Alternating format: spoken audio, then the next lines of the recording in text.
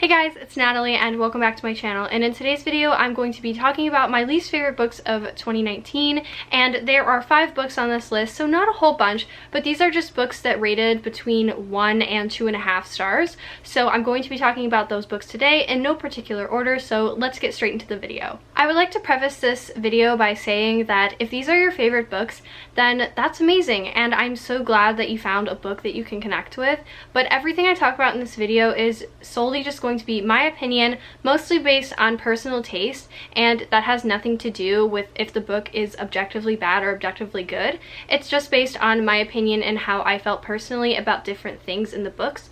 So I just wanted to say that if these are your favorite books, then pay me no mind. Don't listen to anything I have to say, so let's get straight into the video. So the first book I didn't really love in 2019 is The Outsiders by S.E. Hinton, and this follows the story of a group of boys who are seen as greasers because they grease their hair back, they smoke cigarettes, they carry switchblades and things like that, and there's kind of a rival gang called the Socias who are very, very popular, and they can get away with whatever they want because they have money and they dress really nice. So it's kind of about these like 2 rival gangs and what that means for our main character Ponyboy, who is a greaser. So it kind of just follows like found family and friendship and everything like that, and it follows a story from there. So I know this book is actually considered a classic and it's required reading at a lot of middle and high schools, but personally I just didn't fall in love with the story, and I read this in high school and I didn't really remember too much about it, so I wanted to give it another try, and I just don't love it as much as I used to.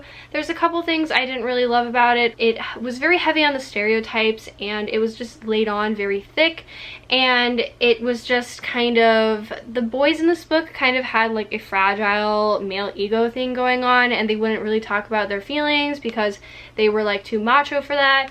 And I get that that can be kind of like seen as, oh, it's because they're greasers and that's because that's how society wants them to be, and I understand that about it, but personally I just didn't really like reading about it. I didn't find the plot to be particularly captivating or anything like that. Like, I wasn't in love with the story. So personally, I just really didn't click with The Outsiders by S.E. Hinton, and I get why a lot of people like this book. There's a lot of reasons why I see why people would like it, because it has, you know, family relationships and found family and everything like that, and, you know, a message about how society is and everything like that. But personally, it just didn't really work for me, so I gave this one a 2-star rating, so yeah. I'm actually kind of scared to talk about this next book, and that's because a lot of people love this book and swear it up and down and say it's their favorite book, and that is The Sun Is Also Starred by Nicole Yoon, and this follows the story of a girl named Natasha whose family is about to be deported back to Jamaica, and it basically follows Natasha as she's in New York City trying to talk to her paralegal and figure out a way for her family to stay in the United States, and along the way she meets a boy named Daniel who's trying to get out of his Yale interview, so he kind of becomes fascinated with Natasha and kind of just spends the day with her in New York City. So basically this book takes place over the course of one day. I definitely can see why people love this book, but it just didn't work for me, and I have a really hard time clicking with Nicole Yoon's work because I'm extremely picky about my love stories, and her stories are kind of more like insta-love, and it feels like it's based more on lust than actual just like attraction. And I also just don't find her love interests to be very interesting or like captivating or anything like that. I also just didn't really like the main character Natasha. Like, I understood like that she was going through really difficult things, but at the same time she was very scientific in her personality, and so she kind of just denies love and everything like that. And I guess that like is supposed to propel her towards like softening up towards the romance, which I completely understand, but for me she was just kind of annoying to read as a character just because she was so hard-headed, and she was honestly kind of rude to Daniel about him believing in love and everything like that, and so like her beliefs were like the belief, and I don't know, personally I just didn't really click with the story. I completely understand why people love this. It does have really important discussions about immigration and things like that, and you know, POC identity and everything like that, so I can definitely see like how this can have like little gold nuggets of like good things, but personally I just didn't click with it. I don't really click with Nicole Yoon's writing and her stories and everything like that, and I've tried to. I read everything twice, and I also read this one once, so I I just don't personally click with it, but I completely understand why people love this. And I gave this one a 1-star rating, I think. A 1 or a 2-star rating. I think it was a 2 maybe. I'm not sure. I didn't hate this or anything like that, and I don't think it's like the worst book of all time. It was just one of my least favorite books of the year. Now, this next book was one that I really wanted to read because a lot of people call this book a modern classic. It's been around since 1960, this exact story. It recently got made into a Disney movie, and that is A Wrinkle in Time by Madeleine L'Engle. And if you guys haven't seen my rant review for this book, I will link it in the description down below. And in that video, I talk about everything specific that I didn't like about this book. But to sum it up, the plot for this was just really all over the place, and you really have to suspend all disbelief in order to read this book. And I can suspend my belief to a degree because, you know, I love fantasy books, but this is just very tropey and very extreme in terms of like the plot and everything like that. I didn't love the main character. She was very whiny, and she was just like very I don't know what the word is, but she really hated herself, and she like made that apparent.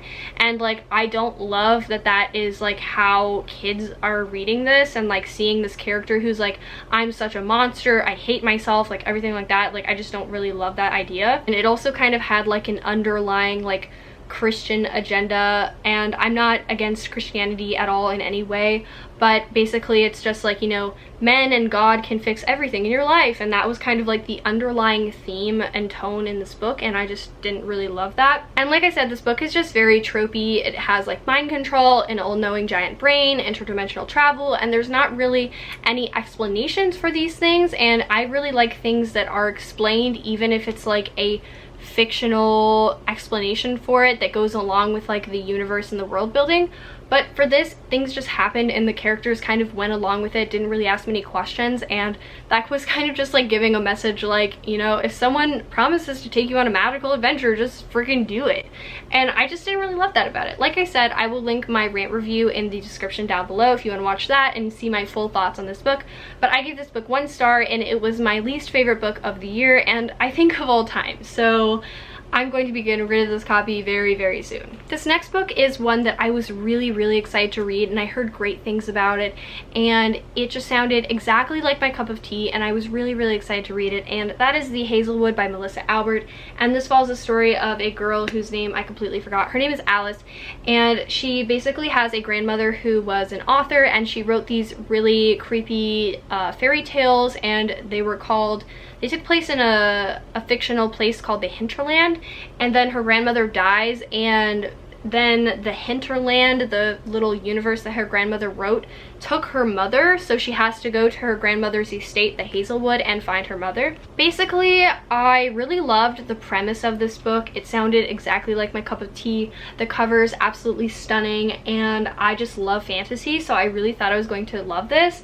And I just didn't really like this at all. Personally, I just don't click with Melissa Albert's writing style. It's very poetic, almost to the point where you don't understand what's happening because there's not really any explanation for anything, and it's kind of just all over the place. I think my favorite part of this book was the tales from the Hinterland, which were the fictional fairy tales that her grandmother wrote in the story, and I honestly loved those way more than I loved the actual plot of the book. I didn't really like the main character Alice. I found her to be very two-dimensional, and she was just very like angry and not very nice at all. And I also don't really like the way that race was dealt with in this book. There's a biracial character who's also Jewish, and his name is Ellery Finch, I believe. And there was a situation where they were in an altercation, well, not an altercation, but just a situation with a police officer, and Ellery, the biracial character, was explaining to Alice, the main character, that he was very uncomfortable, and she didn't really understand why. And I felt like that could have been a teachable moment, and it could have, you know, been fixed. But basically Alice kind of just dismissed his feelings of unease toward the police officer, and he didn't really correct her or anything. So I just kind of felt like race wasn't dealt with well in this book. It was mentioned in passing that Ellery was biracial and Jewish, and they didn't really explore that or build on that at all, and I just didn't really love that about it. So there's plenty of reasons why I didn't like this book, and I just didn't really like the writing. I didn't like the way race was handled. I did not like the main character. The plot was kind of all over the place, and a lot of times it didn't really make sense, and I would read paragraphs and it would just go in one ear and out the other, I guess you could say. I forgot a lot of things that happened in this book. This book was really forgettable for me, and I don't really remember too much of it because it was just like I said, in one ear and out the other. So I just don't really click with this, and I understand why people like it because, you know, it is a very like atmospheric fantasy, but I don't know, I just didn't really click with it. And yeah, so I gave this book 2.5 stars. The next and last book that I'm going to talk about, I don't have a physical copy of, and that is My Sister the Serial Killer by Oyinkan Braithwaite. And this is pitched as a thriller, and it's basically about two sisters named Korid and Ayula who live in Nigeria, and one of the sisters has a really bad habit of murdering her boyfriends, and the other sister kind of helps her clean up the murders, and it follows the story from there. So basically, this book just didn't really work with me. I didn't really find it to be thrilling at all, and it's widely pitched as a thriller. I didn't really just find it thrilling at all. I wasn't really on the edge of my seat. I really wasn't waiting to see what happened, and the twist moment at the kind of end of the book, I predicted way in the beginning before anything had even transpired, and it was just kind of predictable in my opinion. I really did like the writing style. It was very practical and very like witty and funny.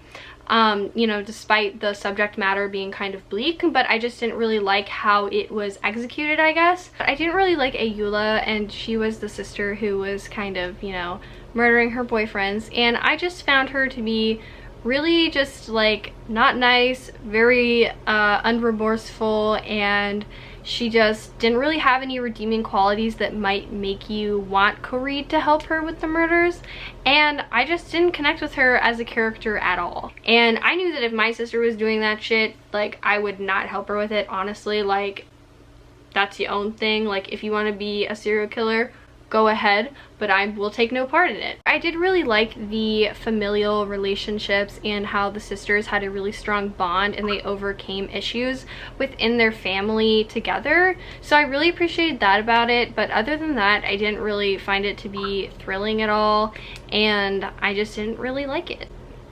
Thank you guys so much for watching this video. Leave a like and subscribe down below, and hit the notification bell if you don't want to miss a single upload. And let me know some books that you didn't really love in 2019, or books that were really hyped up that you didn't enjoy.